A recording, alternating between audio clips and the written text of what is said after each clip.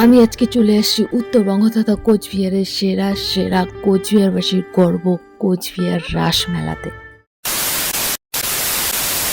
Hello guys, good morning and welcome back to my channel Sinha lifestyle. আমি কিছুদিন ধরে দেখতে পাচ্ছি আমার ভিডিওতে তোমরা কমেন্ট করে যাচ্ছ না, রিয়াকশান দিচ্ছ না, কেন কেন কেন আমি কিছুই বুঝতে পারছি না। আমার ভিডিও ভালো লাগছে না সেটা কমেন্টে জানাও যে ভিডিও ভালো লাগছে না, আপডেট করো বা আপডেট দাও। হ্যাঁ, ঠিক কথা এটা যে আমি এই কিছুদিন ধরে আপডেট ঠিক মতন দিতে পারছি না, কারণ আমার কিছু পার্সোনাল লাইফ নিয়ে ব্যস্ততার কারণে আমি আপডেট দিতে পারছি না। আমি এখন থেকে রেগুলার চেষ্টা করব, রেগুলার না হলেও দুদিন পর হলেও আমি চেষ্টা করব তোমাদেরকে ছোট ছোট ব্লগ বানিয়ে আপডেট দেওয়ার। আর তোমরা আমাকে এভাবে সাপোর্ট করো যেভাবে করছো, কারণ এখন বর্তমানে আমার পেজটা ভীষণভাবে রিচ ডাউন। তোমরা একটু প্লিজ সাপোর্ট করো, পাশে থাকো। আর আমি চাই তোমরা এই ভিডিওটা লাস্ট অব্দি দেখো। ভালো লাগলে অবশ্যই একটা লাইক কমেন্ট করে দিও, আর বেশি ভালো লাগলে শেয়ার করে দিও। মেলাতে পৌঁছে গেছি, আর আজকে আমার সাথে আছে আমার দুই ভাস্তি শিয়ান দিয়া। আর রাস্তায় ঢুকতেই দেখতেই পেয়েছো যে আমার সাথে দেখা হয়েছে আমার এক পরিচিত বান্ধবীর। তো যাই হোক, আমরা প্রথমে প্রবেশ করেছি মন্দিরে, কারণ মন্দির দর্শনটা সবার আগে। এই মন্দিরটি স্থাপিত হয়েছে মহারাজা নৃপেন্দ্র নারায়ণের সময়কালে 1885 থেকে 89 সালের মধ্যে। এর দেবতাদের মধ্যে রয়েছে প্রভু মদনমোহন, মা কালী, মা তারা এবং মা ভবানী। এছাড়া রাস পূজা উপলক্ষে রাসমেলার পাশাপাশি ঐতিহ্যবাহী রাসযাত্রা উৎসবও এখানে অনুষ্ঠিত। আর পিছনে আমার দেখতেই পাচ্ছ পুতনা রাক্ষসীকে। কে কে এই পুতনা রাক্ষসীকে দেখে ছোটবেলায় ভয় পেতে অবশ্যই কমেন্ট করে জানাও। তো গাইস, আজকের আমার ক্যামেরাম্যান কিন্তু আমার ভাস্তি। তো আমার ভাস্তির জন্য কিন্তু অবশ্যই একটা লাইক করে দিও, কারণ ও কষ্ট করে আমার ক্যামেরাটা ধরেছে। আমার জন্য না হলে আমার ভাস্তির জন্য করে দিও। তো আমি তোমাদের এখন নিয়ে যাব সেই জায়গায় যেখানে কোচবিহারবাসীর অনেক অনেক হাতের কাজ আছে, সুন্দর সুন্দর। প্রথমে দেখতে পাচ্ছ সুন্দর একটা মা কালীর প্রতিমা এখানে রাখা আছে। আমি প্রণাম করে নিলাম, তোমরা যারা দূর থেকে দেখছো তোমরা প্রণাম করে নিও। আর এখানে দেখতে পাচ্ছ আমাদের কোচবিহারবাসীর সুন্দর সুন্দর ট্যালেন্ট রাখা আছে, দেখে নাও।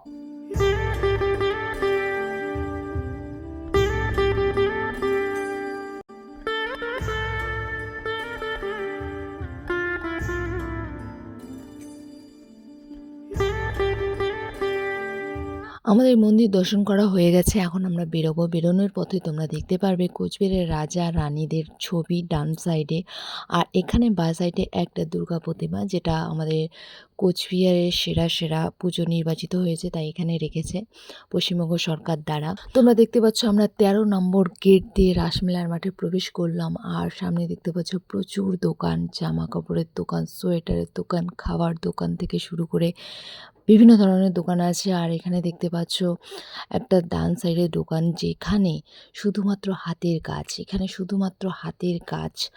আর দামটাও কিন্তু অনেকটা বেশি, আমরা চেক করেছিলাম।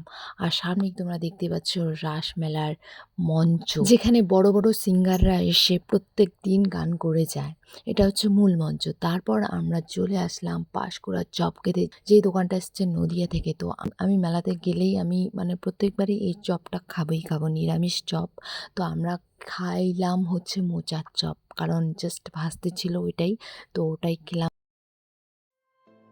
বেশ মজা পেয়েছি। আর পিছনে দেখতেই পাচ্ছ সবচেয়ে বড় স্টেজটা। আর আমরা এরপরে চলে আসলাম নাগরদোলা যে দিকটায় আছে। তো এখানে নাগরদোলা, বড় বড় নাগরদোলাগুলো এখনও সেট হয়নি, জাস্ট রেলগাড়িটা সেট হয়েছে। হাতুড়ি হয় না, ওটাও এসেছে। যারা যারা এইসবে উঠে তাদের জন্য সুখবর, সব কিছুই এসেছে। এবার তো নাগরদোলা 3টা 4টা এসেছে, বড় বড় 2টো নাগরদোলা এসেছে, আর ছোট ছোট এসছে। তারপরে ভুতিয়া গুহা মানে এখানে ভুট্টুদ আছে মনে হয়, এটাও নতুন এবার মেলাতে আছে। আর এদিকে হাতুড়িটাও ঠিকঠাক করছিল, লাগাচ্ছিল। যারা যারা এক্সাইটেড এই হাতুড়িতে ওঠার জন্য তারা রেডি থাকো, কারণ তোমাদের জন্য রেডি হচ্ছে। তারপর আমরা চলে আসলাম আচার। আর সবচেয়ে স্পেশাল হচ্ছে আমের আচার, সরি আপেলের আচার। আপেলের মোরব্বা। হ্যাঁ, আপেলের মোরব্বা। মোরব্বা মানে যেটা মিষ্টি হয় আচারটা, ওটা এটা ফ্লেভার, মিষ্টি ফ্লেভারটাই পাওয়া যাবে। ফার্স্ট টাইম দেখলাম আপেলের আচার। আরো কিছু আছে, বাঁশের আচার আছে। কোথায়? তো গাইস দেখো বাঁশের আচার, ওই যে বাঁশ গাছটা কেটে কেটে না, এটা যে বাঁশের আচার। কাঁঠাল না? এটা কাঁঠালের আচার। কাঁঠালের আচার, কাঁঠালটা তো জানি হবে। এই তো ডাকছে। আর এগুলো কি? এগুলো কোনটা? এটা এটা তোমার লঙ্কা। না না এইটা এটা এটা গরম চা চেরি। এখানে আমি 4-5টা আচার টেস্ট করেছিলাম, তার মধ্যে যেকোনো একটা নিয়ে বাড়ি ফিরেছি। আর আপেলের আচারটা আমি নেইনি, তবে আপেলের আচারটাও আমি টেস্ট করেছি, প্রচণ্ড মিষ্টি। তো গাইজ, অনেক ঘোরাঘুরি হলো, এখন আমাদের বাড়ি ফিরতে হবে কারণ রাত হয়ে গেছে অনেকটাই। তো যেহেতু গাড়ি নিয়ে গেছি, চাপ ছিল না। তো রাসমেলার পুরোপুরি আপডেট তোমরা পেয়ে গেলে। আশা করি তোমাদের ভালো লাগছে। ব্লগটা ভালো লাগলে অবশ্যই লাইক কমেন্ট শেয়ার করে দিও অ্যান্ড পেজটা ফলো করো। Thank you, tata.